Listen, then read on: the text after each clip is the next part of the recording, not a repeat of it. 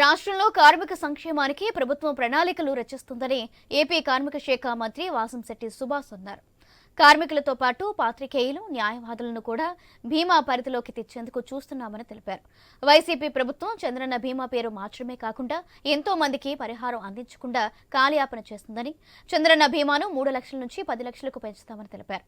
కార్మికుల సంక్షేమానికి ప్రభుత్వం కృషి చేస్తున్నట్టున్న మంత్రి వాసంశెట్టి సుభాష్తో మా కాకినాడ ప్రతినిధి రాజేష్ ఫేస్ టు ఫేస్. కార్మిక శాఖ మంత్రిగా బాధ్యతలు చేపట్టి అనంతరం ఏవైతే ఉమ్మడి తూర్పుగోదావరిలో ఉన్న కాకినాడ జిల్లాకి విచ్చేసిన వాసంశెట్టి సుభాష్కి భారీ స్థాయిలో అందరైతే స్వాగతం పలికారు. అయితే ప్రస్తుతం మన వాసంశెట్టి సుభాష్ గారు వారిని అడిగి మరింత సమాచారం తెలుసుకునే ప్రయత్నం చేద్దాం. సార్ చెప్పండి, ప్రధానంగా చూసుకున్నారు ఈరోజు మీరు రామచంద్రపురం నియోజకవర్గం ఎమ్మెల్యేగా గెలుపొందారు, అలాగే కార్మిక శాఖ మీకు అప్పచెప్పారు. అసలు అప్పచెప్పడం పట్ల మీరు ఏమనుకుంటారు? చాలా పెద్ద శాఖ, బరువైన శాఖ. మరి తొలి first time MLA, first time మంత్రి అవటం, మరి దానికి ఇంత నమ్మకం, అపార నమ్మకం నా మీద ఉంచిన మరి ఈ శాఖను ప్రసాదించిన మరి చంద్రన్న గారికి, చంద్రబాబు నాయుడు గారికి, లోకేష్ గారికి, పవన్ కళ్యాణ్ గారికి హృదయపూర్వక నమస్కారాలు, ధన్యవాదాలు. మరి ఈ ఏదైతే శాఖ నాకు అప్పగించారో ఆ శాఖకి పూర్తి న్యాయం చేస్తాను. కార్మిక శాఖలో కార్మికుడి కష్టాల కోసం, వాళ్ళ హక్కుల కోసం పోరాడుతూ at the same time industries అనేవి, పరిశ్రమలు అనేవి మనకి ఎంతైనా అవసరం ఈ రాష్ట్రానికి. కాబట్టి మనం ఇటు బ్యాలెన్స్ చేసుకుంటూ, ఇటు యాజమాన్యాన్ని, అటు కార్మికుల్ని బ్యాలెన్స్ చేసుకుంటూ ముందుకు సాగుతాం. మరి చంద్రన్న గారు ముఖ్య ఉద్దేశం కూడా పరిశ్రమలు ఎక్కువ శాతం మన రాష్ట్రానికి రావాలని ఏదైతే కృషి చేస్తున్నారో, మన రాష్ట్ర ఆర్థిక అభివృద్ధి పెంచాలని ఎలాగ కృషి చేస్తున్నారో వాటి అన్నిటికీ వెనుముకగా ఉండే మినిస్ట్రీ లేబర్ మినిస్ట్రీ. కాబట్టి దాన్ని ఆయన అడుగుజాడల్లో మరి ఏదైతే ఈ కార్మిక శాఖ, బరువైన శాఖ నాకు అప్పగించారో దాన్ని ముందుకు తీసుకెళ్ళడానికి బీజేపీ జనసేన టీడీపీ కూటమి నాయకులు వాళ్ళతో సమన్వయంగా ముందుకు ఏ రంగా వెళ్ళబోతున్నారు? ఆల్రెడీ మేము సమన్వయంగా ముందుకెళ్ళాం కాబట్టి 161 మా అందరం కలిపి సమిష్టిగా తీసుకురావడం జరిగింది. మేమందరం ఒకటే, కలిసే ఉంటాం. పార్టీలు వేరైనప్పటికీ ఈ ఎన్డీఏ కూటమిలో మేమందరం కూడా ఒగ్గేడు కింద ఉన్నాం కాబట్టి అందరం కలిసే, అందరం సమిష్టిగానే ఉంటాం, సమిష్టిగానే ముందుకు వెళ్తాం. మీకన్నా సీనియర్లు ఉన్నారు, ఎంతోమంది 6 సార్లు 5 సార్లు నెగ్గిన ఎమ్మెల్యే ఉన్నారు. ఆయన కాదని చెప్పి జూనియర్గా ఉన్న మీకు తొలిసారి నెగ్గినప్పటికీ మీకు ఎమ్మెల్యే అభ్యర్థిగా ఇచ్చారు. అయితే మీరు సీనియర్లతో సమన్వయంగా ఏ రంగా వెళ్ళబోతున్నారు? ముఖ్యంగా సీనియర్లు ఉన్నారు కాబట్టి వాళ్ళందరి సలహాలు, సూచనలు మాత్రం మేరకే నేను ముందుకు సాగుతాను. అందులో భాగంగానే సీనియర్ అయిన కొండబాబు గారి దగ్గర కూడా రావడం జరిగింది. ఆయన ఒకటే అభ్యర్థించాను, నన్ను నడిపించండి, ముందుకు తీసుకెళ్ళండి, నేనేమో తప్పులు చేస్తే దాన్ని సరిదిద్దండి అని చెప్పడానికి వచ్చాను. దానికి ఆయన పూర్తి సహకారం అందిస్తానని చెప్పడం సంతోషం. అలాగే ప్రతి ఎమ్మెల్యేకి, అలాగే ప్రతి సీనియర్లు అందరి దగ్గర కూడా వెళ్ళడం జరుగుతుంది. యనమల రామకృష్ణ గారు దగ్గరికి ముందే వెళ్ళడం జరిగింది. అలాగే సీనియర్లు అందరి దగ్గరికి కూడా రాజప్ప గారిని కూడా కలవడం జరిగింది. ప్రతి ఒక్క సీనియర్ని, మరి జ్యోతుల నెహ్రూ గారిని అందరి దగ్గరికి వెళ్ళి ముఖ్యంగా చూసాము, మీరు ప్రజాదరణతో కోనసీమ అంబేద్కర్ జిల్లాలో రామచంద్రపురం నియోజకవర్గం అత్యధిక మెజార్టీతో గెలుపొందారు. అయితే అక్కడ ముఖ్యంగా ఏవైతే కోటిపల్లి నరసాపురం రైలు ఉందో దానికి అక్కడ వారు అడ్డుగా చేశారు. అయితే టీడీపీ ప్రభుత్వం వచ్చింది, మీరు ఏ రకంగా ఉండబోతున్నారు?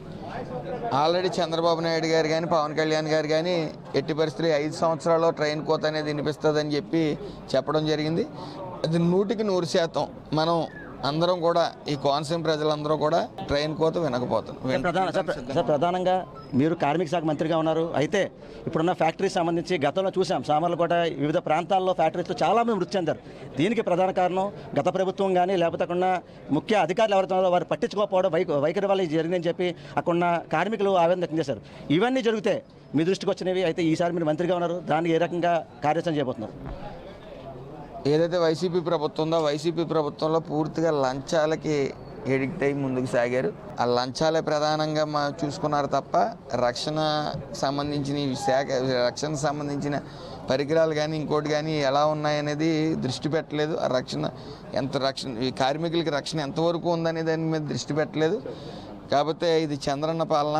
At the same time Pawan Kalyan garu, Lokesh గారు అందరూ ఉన్నారు కాబట్టి, యూత్ పెద్దవాళ్ళు అందరూ ఇన్బిల్ట్ అయిన నాయకులుగా ఉన్నారు కాబట్టి మాకు ఎట్టి పరిస్థితుల్లో ఉపేక్షించేది లేదు. రక్షణ అనేది అవసరం. అది ప్రతి కంపెనీకి విజిట్ చేయడం జరుగుతుంది. అదేవిధంగా మా దృష్టిలోకి వచ్చిన ప్రతిదీ వెంటనే షార్ట్అవుట్ చేస్తాం.